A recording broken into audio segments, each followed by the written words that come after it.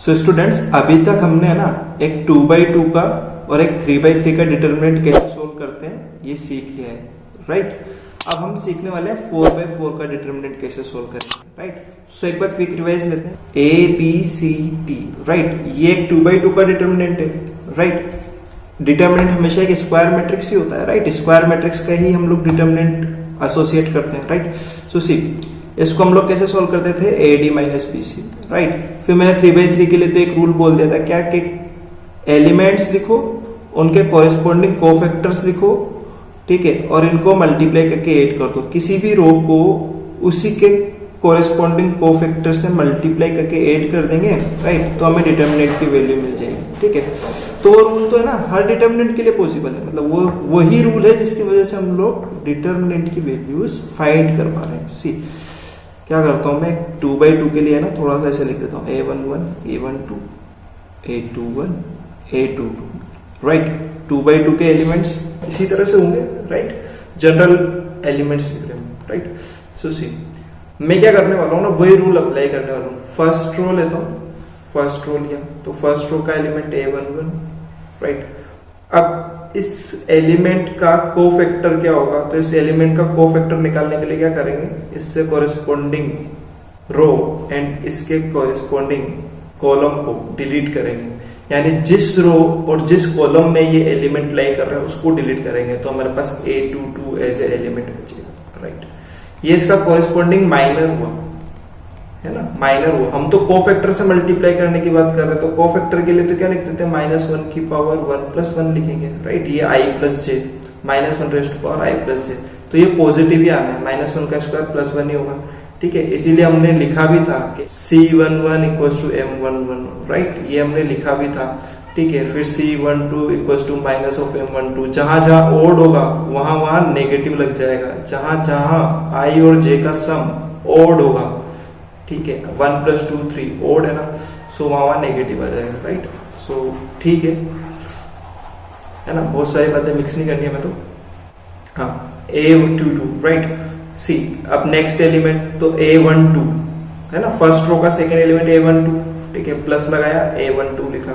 फिर इसका corresponding cofactor देखा है तो -1 रेज़ टू पावर 1+2 आने वाला है, और फर्स्ट रो, ये फर्स्ट रो और सेकंड कॉलम ये डिलीट होगा, तो बचेगा क्या, A21, राइट, तो A21, ठीक है।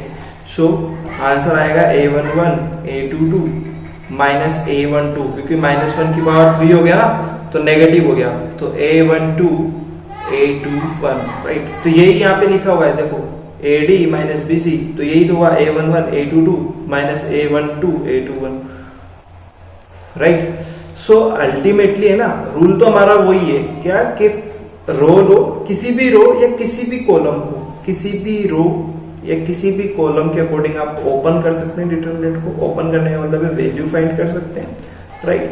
आपको क्या ध्यान रखना है बस, कि जिस रो के अकॉर्डिंग ओपन कर रहे हो उस रो के एलिमेंट्स को उन्हीं के कॉरेस्पॉन्डिंग कोफैक्टर से मल्टीप्लाई करोगे, ठीक है, और ऐड करोगे, ठीक है। अब सीधे हमारा जो हेडिंग है 4/4 हम लोग सीखना चाह रहे हैं।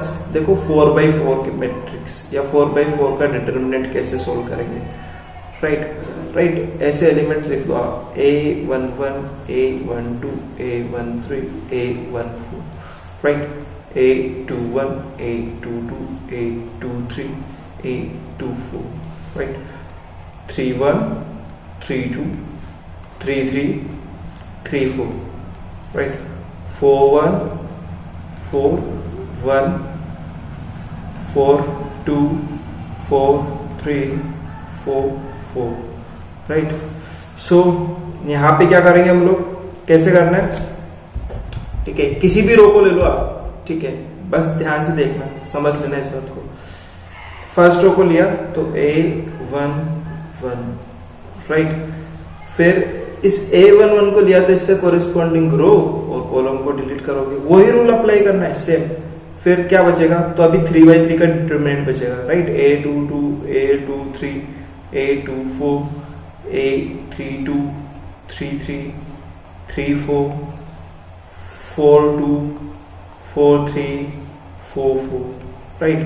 अब आगे जाके क्या होगा ना कि इस डिटर्मिनेंट को भी हमें सोल्व करना पड़ेगा। पड़ेगा, राइट। इसको भी फर्स्ट रो फर्स्ट कॉलम के अकॉर्डिंग, फर्स्ट रो फर्स्ट कॉलम है, सेकंड रो सेकंड कॉलम, जिस भी रो या कॉलम से आपको अच्छा लगता है वहां से आप ओपन कर सकते हैं, राइट।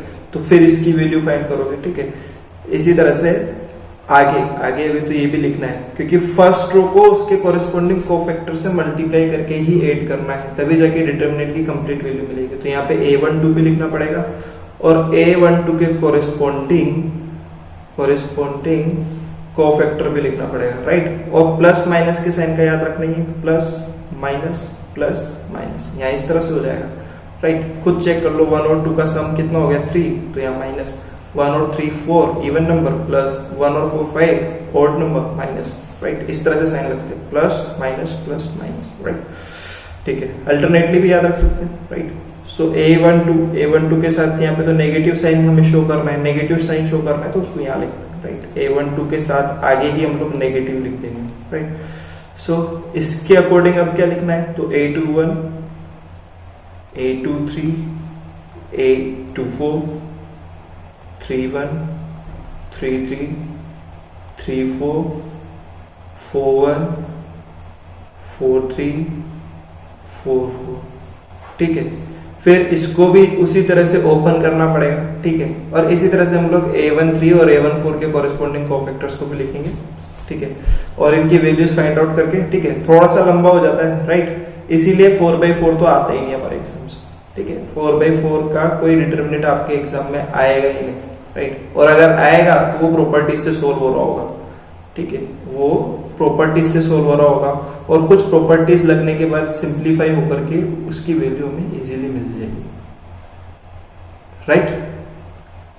सो काफी है एक्चुअली, राइट।